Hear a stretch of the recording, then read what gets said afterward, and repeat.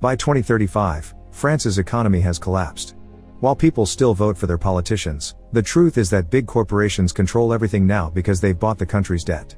15 million people are unemployed and living in homeless camps under the Eiffel Tower.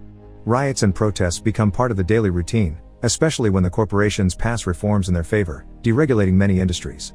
The most scandalous one is the legalization of human experimentation and performance-enhancing stimulants, which transform athletes into their guinea pigs in exchange for sponsorships and easier wins. Any person is free to sell their body however they want as free trade. Reda arrived in France when he was 10 years old and the land was still prosperous. Nowadays, unfortunately, he's another victim of the system and works as a cage fighter under the stage name Ares. He used to be among the best ones and received all kinds of sponsorships, but one day, he accepted a deal on an experimental stimulant that gave him a stroke. It's been 10 years since then, and now he's just another low-ranked fighter that nobody will pay for. To earn some extra cash, Reda sometimes accepts to work for Altman, a cop that occasionally hires enhanced fighters when riots get too rough and they need extra security. It's during one of these riots that Reda notices Altman making a deal with a mysterious big man. He also sees his niece Anouk getting arrested for being part of the protest. Speaking of the riots, all this bad publicity is starting to worry the investors of the Donavia Corporation, so its CEO must think of something fast. Sometime later, Reda bails Anouk out of jail as announcements all over the city inform that firearms are now illegal. Reda takes Anouk back to his sister Carla, who is also working with the rebels. She and new member Boris show him that the Donavia CEO is denying any kind of problems with their stimulants and swearing that the athletes know the risk, which is a lie. Reda doesn't care though, he prefers having money to survive and stay out of trouble. Afterward, Reda goes to Altman's place to spend the night with her, thanking her for helping Anouk. Some days later, corporate executive Anna informs the Donavia CEO that their latest stimulant tests have failed and more than 10,000 are dead. The CEO orders her to use Reda, who had survived the stimulant the last time even if it gave him a stroke. The fact he isn't doing well nowadays will only make his comeback story a more powerful tale in their ads. Later in the evening, when Reda goes to see his coach, he finds Anna in the office. They want him to try Donavia's new stimulant, the HSX, because he's the only one that has survived it so far. However, Reda turns them down, not wanting to risk another stroke. Afterward, Reda stops by a kiosk to get some food, and the owner reminds him that he will indeed sell the kiosk to him if he manages to get the money. When he returns home, Reda puts today's winnings in a box with his savings. The next day, Reda bumps into Maya Sotis, his cross-dressing neighbor. They don't have a good relationship, exchanging insults whenever they see each other in the hallway, but at least they don't bother each other either. On his way out, Reda is intercepted by a couple of cops, who inform him Carla has been arrested for possessing an illegal gun, for which she may get 5 to 10 years.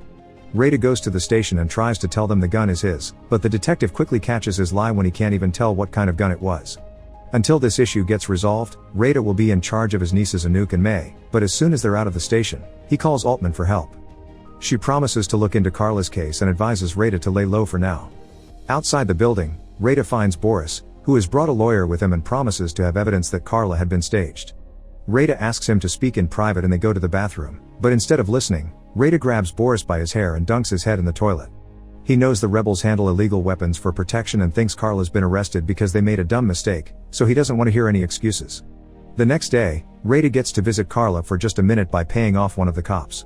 Carla also swears she's been staged and Reda doesn't know what to think, but he does advise her not to get into trouble because he can't protect her here.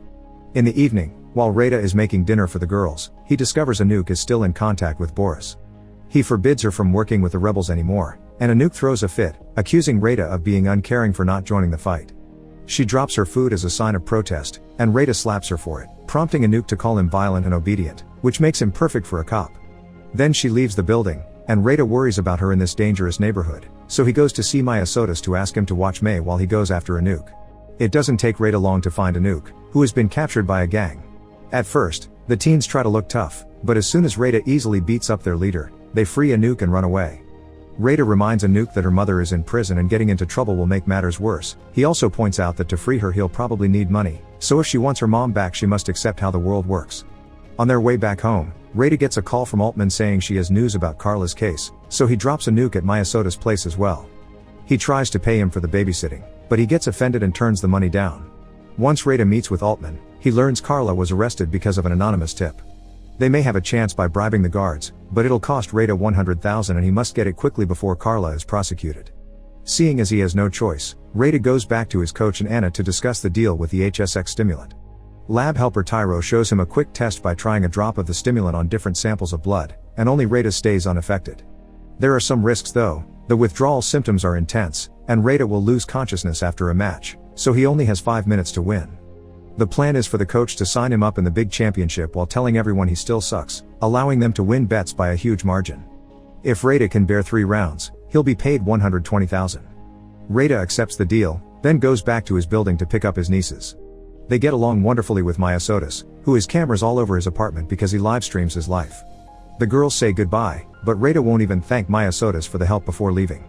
Sometime later, the coach is furious to discover Rada will be going against Panzer, a fighter that has had his nervous system tweaked and he no longer feels pain. No matter what Anna says, the coach thinks Rada can't win, so he'll bet against him instead on him like they had agreed.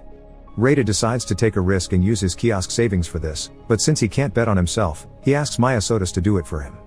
The girls stay with Maya Sotis the night of the match too, and the Donavia CEO invites all the investors to watch the match at the company's office as a presentation of HSX.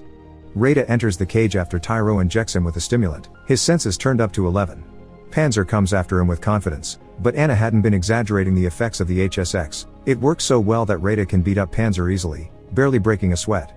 In fact, Panzer needs to take a second dose of his own stimulant, which never happens. It's useless though, Rada still effortlessly beats him up before his time's over. Rada wins the fight, but once the 5 minutes run out, he throws up blood all over Tyro and passes out. Anna is smug while the coach laments his poor betting choices, and the Donavia CEO gets the support of all the investors when they understand the potential military uses of the HSX.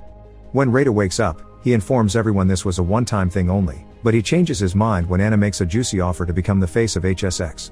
When Rada returns home, Maya Sotis has already been paid the bet money, which is enough to get Carla out and still keep some in savings. Rada informs him that he'll keep fighting, which Anouk doesn't approve of. She understands having one fight to save Carla, but from now all his payments will be blood money.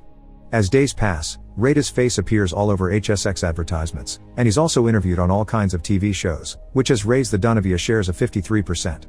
Rada moves with the girls into a nicer apartment, although May doesn't like it very much because Maya Sotis isn't there. The day to finally free Carla comes and Rada gives Altman the money for the release, but unfortunately, Altman brings bad news: Carla died while defending new prisoners. Altman tries to give Rada the money back, but Rada tells her to keep it and discover who had staged his sister. During Carla's funeral, Boris notices Anna's presence there and begins making plans. Rada is the legal guardian of the girls, which is more reason for him to concentrate on his matches. His next opponent will be La Masse, a large man that handles his opponents in seconds. One evening, Rada's TV is hacked by Boris, who asks him to get information about Donavia's experiment victims. Rada refuses, claiming Donavia isn't his enemy, but he changes his mind when Boris shows him that the anonymous tip against Carla came from the phone outside the gym. Rada goes to see his coach, but he swears Rada is the only one using HSX. Rada's starting to get suspicious, but he says nothing for now.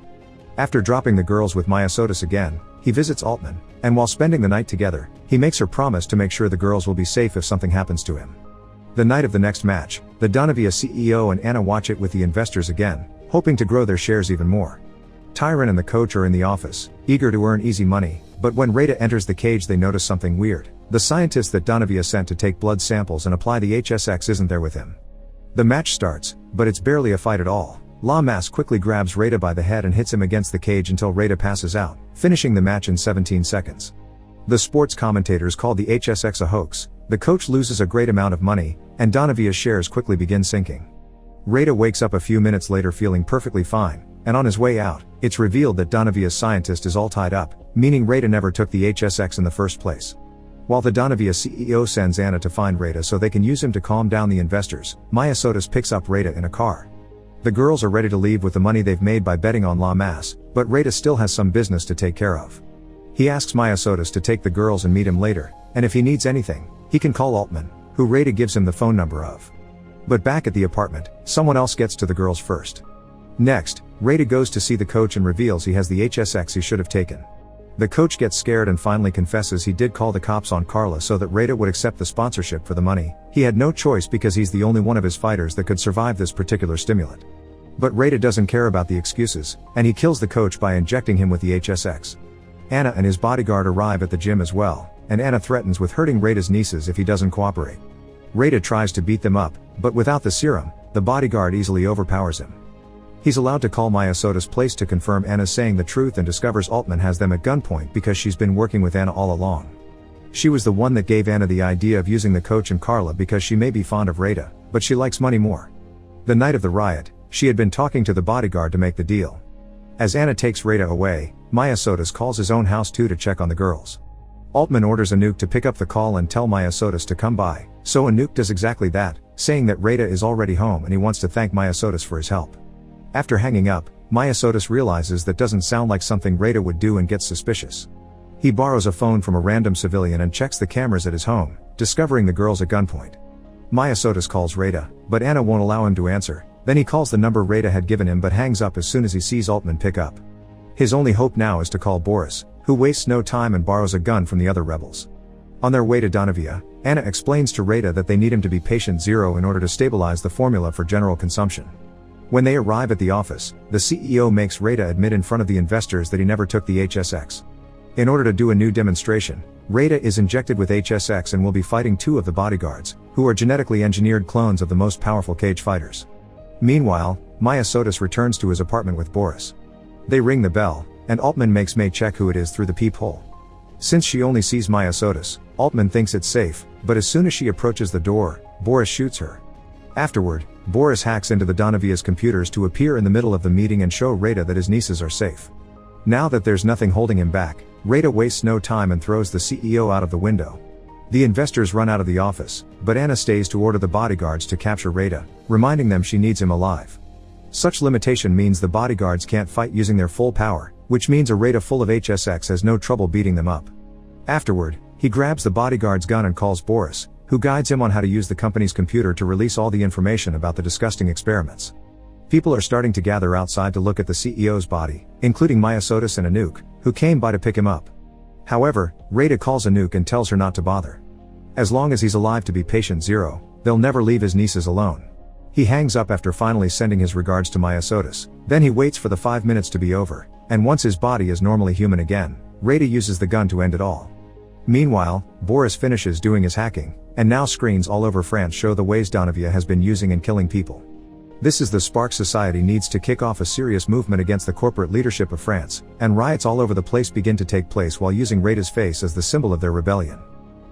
Make sure to subscribe and turn on notifications so you can watch more videos like this. Thanks for watching.